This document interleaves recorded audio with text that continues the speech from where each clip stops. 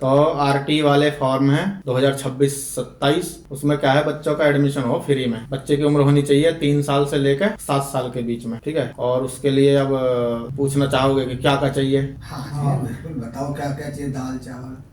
दाल चावल मिठाई वगैरह पर सुनो, उसके लिए चाहिए पहले तो बच्चे का जन्म प्रमाण पत्र। कभी पहले बच्चे के जन्म प्रमाण पत्र की जगह आधार कार्ड चल जावे है, लेकिन अब की बार नहीं चलेंगे।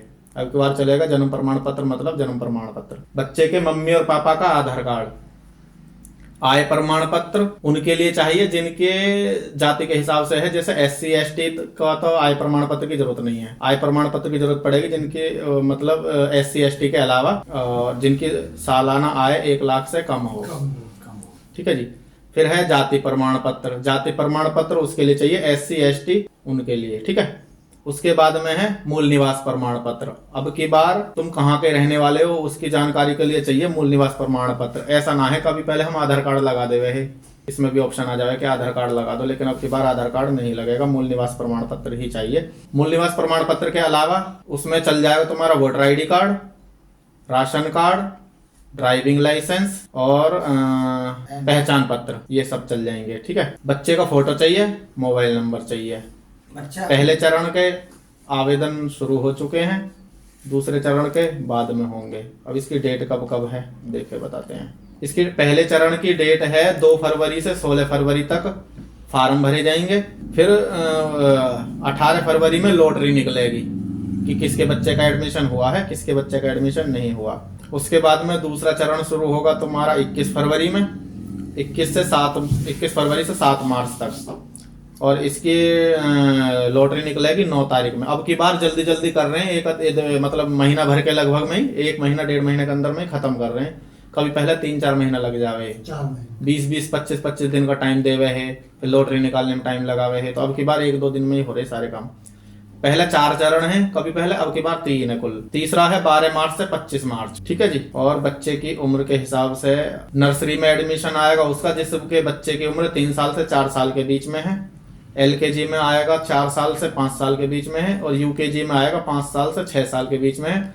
और क्लास 1 के लिए आएगा 6 साल से 7 साल के बीच में जो बालक, जिसके बालक है। और अब की बार पासबुक भी चाहिए, पासबुक भी अपलोड होगी बैंक में। बच्चे के मम्मी की हो और पापा की हो, दोनों में से किसी की भी हो। और वो पासबुक DBT के लिए लिंक होनी चाहिए, NPCI से, और DBT के लिए लिंक होनी चाहिए। DBT को मतलब वो है कि सरकार उसमें रुपए डालेगी, जो 5,000 रुपये सालाना के, वो तुम्हारे आधार कार्ड से डलेगा। और जो आधार कार्ड से लिंक बैंक अकाउंट रहेगा उसी में भी 5,000 जाएंगे। तो इसलिए DBT से लिंक होना बहुत जरूरी है, ठीक है जी। स्कूल की फीस कौन जमा करेगा? स्कूल की कोई फीस नहीं, स्कूल की फीस सरकार जमा करती है। हमें 5,000 का मिलेगा। तुम्हें 5,000 रुपये मिलेंगे बालक की यूनिफॉर्म के लिए, कटर पेंसिल रबड़ और तुम्हारे जूते वगैरह, ये सारी चीजों के लिए। चीज खाने के लिए, चीज खाने के लिए तो माता पिता ही रुपया देंगे, ठीक है। और जो स्कूल है 400 रुपये, 450 रुपया महीना के हिसाब से सरकार पेमेंट करेगी। मतलब RT वाले, बेसिक शिक्षा परिषद, वो उनका अलग रूल है, ठीक है। इसमें दो समूह, एक समूह है अलाभित और एक है दुर्बल। अलाभित समूह में आते हैं SC ST और सामाजिक रूप से या पिछड़े हुए वर्ग के लोग आएंगे। और इसमें है HIV पॉजिटिव वाले और कैंसर से पीड़ित माँ बाप या अभिभावक का बच्चा, या कोई अनाथ बच्चा हो जो कि उसमें रह रहा अनाथालय में, तो वो भी दुर्बल वर्ग में आएंगे। तो इस चीज के प्रमाण पत्र दिए जाएंगे कि किसी के माता पिता HIV पॉजिटिव है, उस चीज का प्रमाण पत्र होएगा उसके पास में, उस प्रमाण पत्र लगाया जाएगा तो उनके बालक का एडमिशन हो जाएगा। किसी के मम्मी पापा का कैंसर हो रहा है तो डॉक्टर से बना हुआ सर्टिफिकेट लगाएगा कि हाँ भाई इसे कैंसर है, तो उसके प्रमाण पत्र लगाएगा तो उसके बच्चे पापा को आ जाएगा, वो होगा अलाभित समूह। दूसरा समूह है दुर्बल वर्ग के। तो दुर्बल वर्ग के में है भैया ऐसे माता पिता जो गरीबी रेखा से नीचे जीवन यापन कर रहे हो, यानी कि जिनके पास BPL कार्ड है, ठीक है। तो उसमें क्या है, BPL कार्ड लग जाएगा। उसके बाद है भैया जिसके माता या पिता या उसके संरक्षक विकलांग है, तो उसमें विकलांग प्रमाण पत्र हमें ऑनलाइन अपलोड करना पड़ेगा। या वृद्धावस्था या विधवा पेंशन प्राप्त करने वाले, ऐसे तो बहुत लोग हैं, ठीक है। विधवा पेंशन यानी कि कोई विधवा है, उसके छोटे बच्चे हैं, तो उसको भी एडमिशन का आ जाएगा और वृद्धावस्था वाला भी आ जाएगा। ऐसे माता पिता जिनकी वार्षिक आय 1 लाख रुपए से कम हो, वो हम पहले ही बता चुके हैं। निवास प्रमाण पत्र के लिए भैया मतदाता परिचय पत्र, राशन कार्ड, ग्रामीण क्षेत्र में जॉब कार्ड, ये तो मुश्किल है हमारे यहाँ। पासपोर्ट, ड्राइविंग लाइसेंस, बिजली का बिल या पानी का बिल, ये चल जाएगा। हमारे है पानी गाँवों में।